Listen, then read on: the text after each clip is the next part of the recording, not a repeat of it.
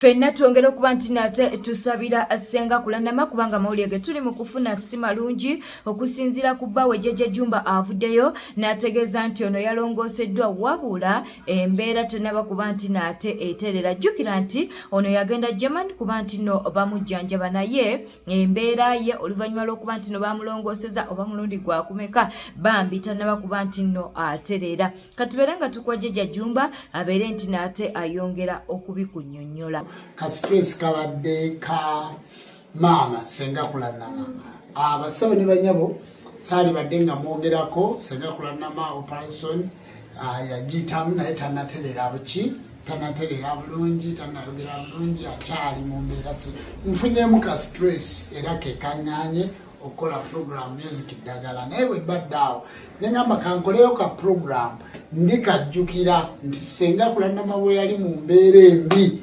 nasindika n'ekiraamo kye nasobola okukola programu eno mbeere nga nzijjukira olunaku olwo n'ennaku z'omwezi sizimanyi nakedde ku makya nga n'amagulu geesibye nga nangayimirira sigakola kisigalina naye ndikajjukira aka programu kano bwe ndikalaba ndijjukira nti kwolwo nno Ssenga Kulanama lwe yali mu mbeera embi ennyo mu ddwaliro e Germany. Ssenga Kulanama tali mu mbeera nnungi nga bwe mulaba bwe mba nnyonnyodde.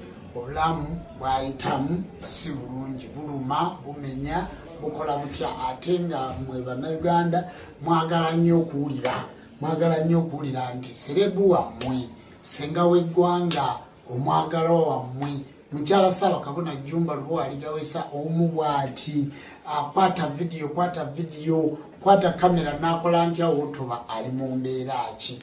Mama Bisaso, Mama Nabukeera, Mama Nabisaso, Mama Nanenge mwagala nnyo okumanya ali mu mbeera ki.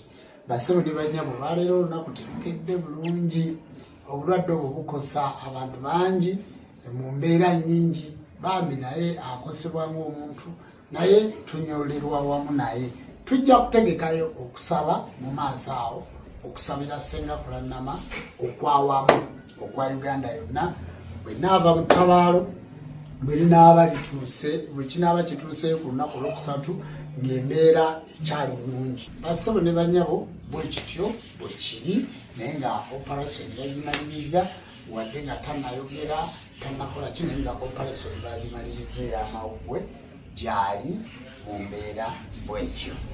Subscribing and liking leka obaka bwawo mu comment section wosanga Chosen Becky munange n'omusono omupya tewewunya avuddeyo nalokagamba nti yena asobola okumutuusa ku muntu asobola okumusiba kwossa n'okumusala obigambo ebyo byanaaba ateeka mu mutwe gwe nga wolaba ono bye yakola munange amwaniriza mbu ssente zonna ze yeetaaga ajja kubeera ng'ate azimuwa okusinziira ku Chosen Becky. Screenshot yeyo ate era n'omusono oba enviiri z'ayagala okuba nti naate munnange bamusiba ezo z'oli mu kuba nti naate olaba okitegeera. Kale kkiriza tubeere ng'ate tweyongerayo mu mawulire amalala. Fulufiga wuuno avuddeyo n'akolimira kwossa n'okulangira alangidde ani alangidde Honorable Kasolo avuddeyo n'akagamba nti Honorable Kasolo ye yaviibwako oba ye yavaako okuba nti no munnange bamukuba ng'ali amukuba Nammeere mbu Justin Nammeere ensonga ezamukubya Fulufiga mbu zaava ku Honorable Kasolo era agambye nti no Honorable Kasolo tasiima mune mu ddwaliro teyajja kuba nti naate amulaba naye munnange Minisita Kasolo asaanye okuba nti no yeekeberamu kubanga King Saha talina bigambo birungi gyali. Omuyimbi Geoffrey Lutaya talina bigambo birungi gyali ne Fulufiga talina bigambo birungi eri Honorable ate nga Minisita Kasolo. Wano Honorable Kasolo gw'omu yaviba kaba okunkuba nkyogera nga sikirumamu kwabulira Kalangwa neŋŋamba I stand with Honorable Kasolo.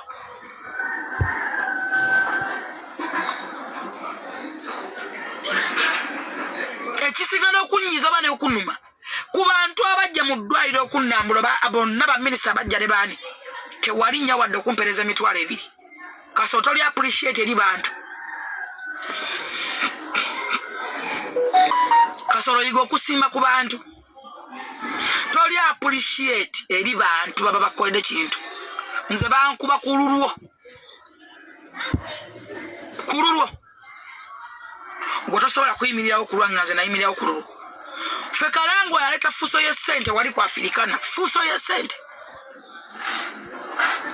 Kalangwa yaleta fuso y'essente nene tugamba banatulaba batya Buganda ne tulaba etya ku last minute twabulira Kalangwa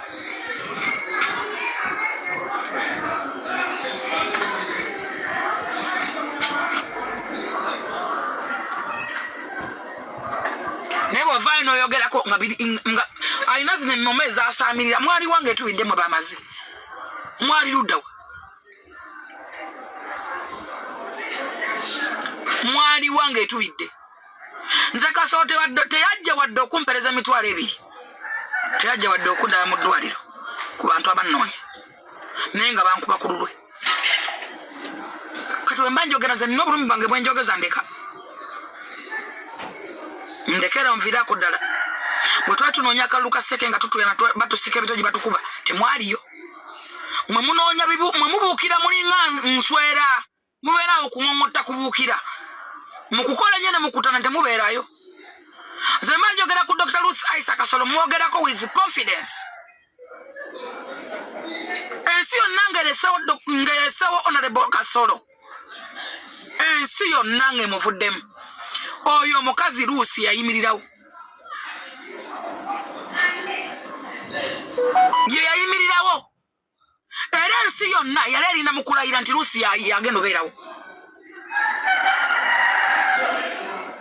era gye nagambye Morini ng'ongamba nenkugamba Morini wadde kapata ka appreciating omuntu kabula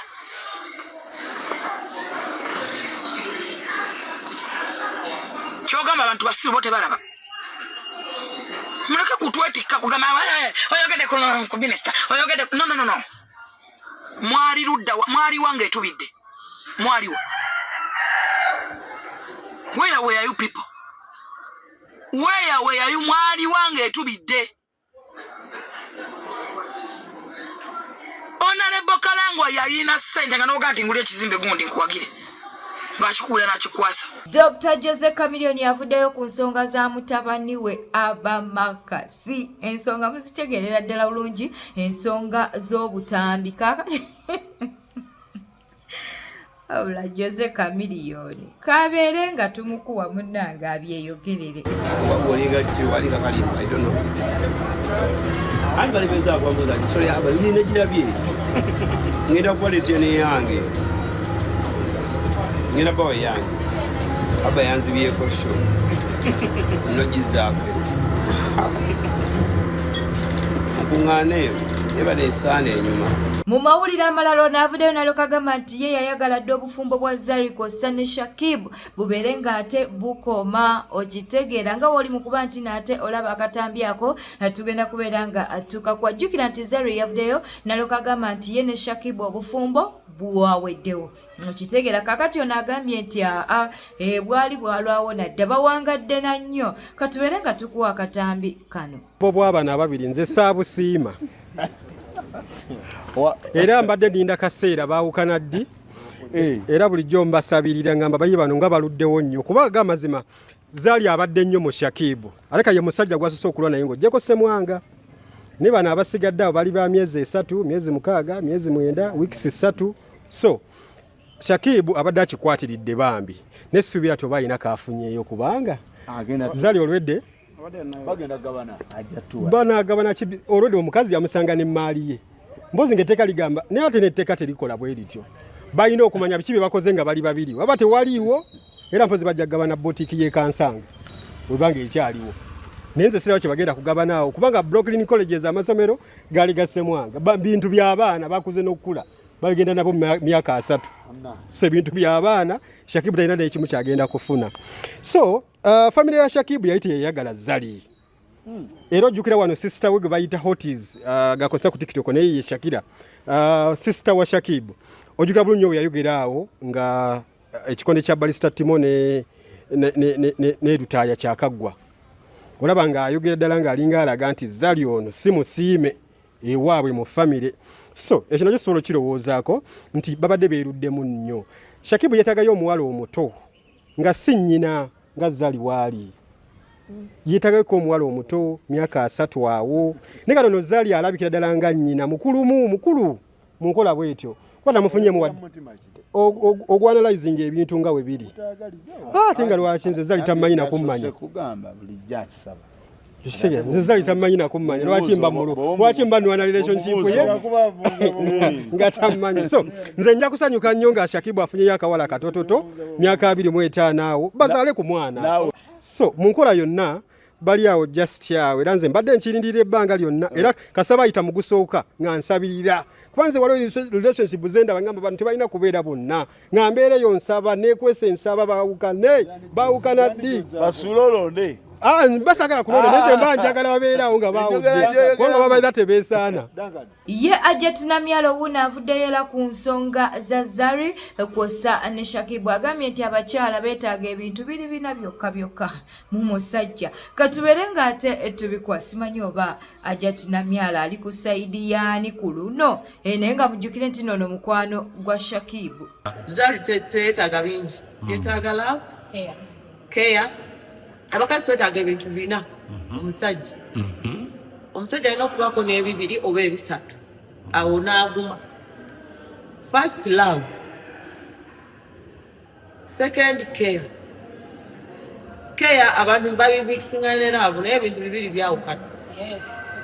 Care omusajja ayinza oba talina ssente but that urge gy'akuulirako ng'oba olwadde oba ki he feels empathy for you ng'akubeererawo ne waba talina ssente najja mutwaliro n'atuula wali n'abenkiga n'akubeerako najja ng'ofunye obuzibu n'abeerawo ne mu bulungi n'abeerawo ajja okubuuza walidde oba tewalidde eyo eyo si love.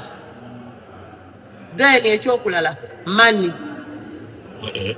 abakazi basetolinga in ng'omusajja alina ssente n'agumira buli kazambi yenayina ng'aliwo okufumbula awo agamba kasita omusajja ng'aboneka mu mwezi omulungi gumu nampa akakadde oba obubiri oba obusatu ne tutambulira awo aguma. Ekyokuna sex byebintu bina abakazi bye baagala you guys. Ekyokuna omukazi kyayinza okugumirako sex, so you have to either have care and sexy oba love and money abafumbo bonna bakola sex no anti waliwo kati olowooza lwaki waliyo bamalaya ku nguudo babikola banyumirwa oba kitegeera bakirimu kusuubula kyekigambye either someone has to have care and money oba care and sex oba love and care. Kyovola abantu agumidde mu bufumbo fe waffe tulina abantu abagumidde mu bufumbo myaka 4 ali awo afuma naye olwakubadde waliwo love ne care maybe ne supplement ya sex and abakazi abasinga balowooza nti no sex ya ruling. So after sex what next? Ensonga za Mirembe kw'ossa n'ensambya tezinaga oluvannyuma lw'okuba nti no maama wa Mirembe yalabiddwako ate mu kusaba eri munnanga ate ku bizinensi ya nsambya ate ne wabaawo akatambi akateereddwa nga maama wa Mirembe munnange agudde nsambya mu kifuba abantu ne batandika okugamba bannange nyazaala kyono atatya buko okitegeera ye ensambya yavuddeyo n'abeera ng'agamba nti no happy home oba mukwano gwa Mirembe mbu munnange ye yabadde emabega oba yali emabega w'okuta akatambi kano mbu akatambi ako kadda 2024 okusinziira ku nsambya wabula katubeere nga tukwa abantu ab'enjawulo babeeko kye boogera ku bufumbo buno oba ku nsonga zino eza Mirembe kw'ossa n'ensambya. Kabata yiyo voice note ya 2024 naye ate video yo happy home yakaya agina mu simu kuba yatulikodinga nga tuli awo nga tusanyuka fene waffe tetulina buko naye bajjayo video ne bagamba ba blogger bawaayirize bogerereko ebigambo ebintu naye mami happy home simanyi buzibu bwalina yasooka kwagala kusibanze mukome era kati azzeeko okutanishinga maama wa Mirembe kati wamalaga amuyita best aye simanyi abakazi mwana temulina mikwano gyammwe omwana eyo video agina mu simu ali ogwa happy home ne Mirembe balinayo video kati kati obeera otya besiti w'omuntu ng'osobola okusiba bbaawe okuwa ababloga sente bavume maama we nange byebyo afa ababyogera mwe muwulira bigambo kuva mbalala. Mirembe has not yet come out to speak such nonsense. She can't. Oshegera oba nalya kandye bannange. She can't. Don't let me tell you one thing. Inze ekintu ekikwatagana with disrespect. Sidiringa nacho. I don't deal with such. People disrespecting. Sigenda kwegatta kuba disrespecting abantu. I'm not going to add myself on that. Nsambye ye yesibye ku bazadde booli. Fe mutuleke tusabule. Tukube ekibozi kyaffe. Tutabuke buli kimu tukole eki. Naye ekintu ekikwatagana ne famire y'abali asooka agyesonyiwe agireke. Nsambya talina gwakakasa nti famire ya Mirembe ekola ki? Oshegeera talina gwakakasa. At the end of the day, Patricia kino kikugamba mwalaali. Kati Patricia gwe ngamba tolaba nti oyina omwami Nazaala wo ne bwali kwagala atya ne mugeya bbaawo ng'omugeyeeza eri Nazaala wo tolifuuka mwana wa Nazaala wo. Ekyo nkikugamba mwalaali tolifuuka. Era akaseera kagenda kutuuka abo abaana bagenda kutuula maama abaana be besootinge. At the end of the day, you are an outsider. You are an outsider who is behind the curtain, who does not know even what is going on. Let me ask you a question. Gomanyichi obaba n'abantu bakikozesa nakagenderere okola byonna bye bakola eri Nsambya mumanyichi? Okimanyi nti okugwa kwa Nsambya kugenda kuva ku bazadde ba Mirembe? Ekyo okimanyi oba tokimanyi? Okimanyi nti okugwa kwa Nsambya kugenda kugwa ku famire ya Mirembe? Kyogamba Nsambya abadde tasobola kusaba without bazadde ba Mirembe oba bazadde simanya famire ya Mirembe. Bwe tuba tugenda kubeera ba mikwano, why would they even need to put up cameras for that? Today mazima we were waiting for the process okulaba nti Nsambya bambi basabidde business sibwe kiri. Lwaki essaawa eno amawulire agatambula gali ku maama Mirembe? Lwaki gali kuma bene tukozesa obwongo mtuve mu bintu bino ebyokulowooza nti tugenda kubeera nga nga tuleekaana buleekaanyi. Tuve wano ku bintu by'okulowooza nti tugenda kubeera nga wano twogera bwogezi just because we want our opinions to be heard. No. Nze mbabuulira ebigambo bino bwemanga as long as njagala okubeera tiimu Nsambya ave ku famire ya Mirembe. Period. Omukazi yamwesonyiwa. Omukazi yamuswaza. Mutulekeemu banne kiki kye mwagala. Omukazi ebigambo byayogedde bingi nyate ye taswala ng'omukyala. Kati essaawa eno they are bringing up something. Gwe bwe bakigamba nnyoko nti nnyoko yeebaka ne bbaawo. Bwe bakyogera nti maama wo yeebaka ne mutabani we gwafumbirwa. Mumanyi kyekitegeeza naye mmwe? Muli wano mwagala kubeera nga tutambulira mu buwemu bwokka. Obwemu bwokka because mwagala muwulira kye mwagala okuwulira. Naye temugenda kukiwulira. Nze ndi mukaawu nnyo by the way. Se bwe mpulidde ebintu ebyekisiru omukazi ng'ali mu kubyogera wali ne ngamba what's wrong with these people bane ki ekigenda maaso. Mirembe kanti kamo namwe mwebeerere ate Mirembe tasobola kukola bintu bya kisiru kutuuka kuswaza famire ye mbusima mama wange yeebakanga n'omusajja. Like really? Tudde mazima like namwe muguze namwe emboozi z'abantu ze bali mu kuleeta batiimu Mirembe olw'okuba baagala okuvunza Nsambya. Mwe temumanyi nti bakuba wammwe ku ttaka anti kati olwo bwe baleeta information bwetu bamuleetera ddala omusindiikiriza bamugye ku maama we ku Nazaala ate kisobokera ddala bulungi. Bantu bange si nti buli muntu azaala mbu n'abeera muzadde era nga si nti buli mukyala afuna olubuto abeera maama. Abamu babeera just bazaazi babeera bazaazi naye nga si bamaama. Omugaso gwa maama yenna mu nsi eno is to guide, is to protect, is to listen and is to love.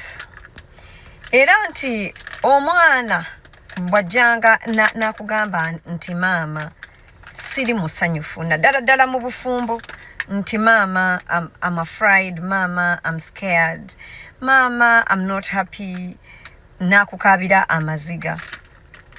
You have only one job: to listen to your child. One of the most painful things during a separation or a divorce or a breakup is when a person is alone, or if a person is fighting alone, or at any moment where they feel alone because they have already lost a significant other. So in this world where we are betrayed by friends, we are betrayed by workmates, we are betrayed by partners, and no one is standing with us, there can only be one person to stand with you, especially if you are not a criminal. Olaba even a criminal, abye kuchalo, nga bamwocha ebipiira kasita babuuza yani aniona amuzaala, taata ayinza obutavaayo naye maama avaayo n'agamba yinza amuzaala mumusonyiwe. Bw'okeeranga mmwe abaana ab'obuwala abandaba n'abaana ab'obulenzi, bw'okeeranga n'oyita mu mbeera embi nekukaabya amaziga ne mutuuka ku poliisi ne mutuuka mu b'amateeka, and your parent is not standing with you, especially if you are the oppressed person, you only need God's grace, because only God can comfort you. Olaba tubeera waneeno ku mitimbagano, n'okyankalana ne mukwano gwo n'okyawa mukwano gwo omulala olw'okubanga takuwalaniddeeko. Saasira mirembe nga maama we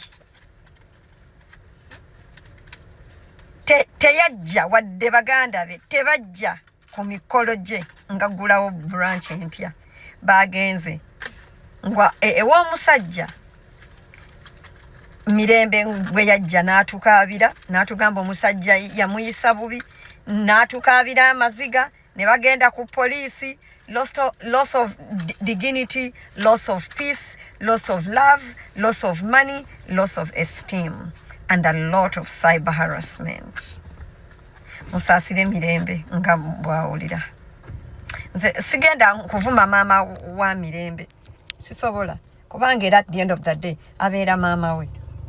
Naye maama wa mirembe oli mukyala mubi, oli mukyala mubi, era nkukakasa okujjako munnange nga weegwaniza nsambye, manya era wabeerayo eyo abazadde nga yeegwaniza omwana bba w'omwana we. Temugamba mbu tetusoboka, senga bangi tubalabye, baganda ba mirembe abawala okujjako nga mwagala nsambye abawase. None of you could ever love Ivan like Irene did. Mugenda gamba naawe senga tosobola kwagala mirembe okusinga maama we.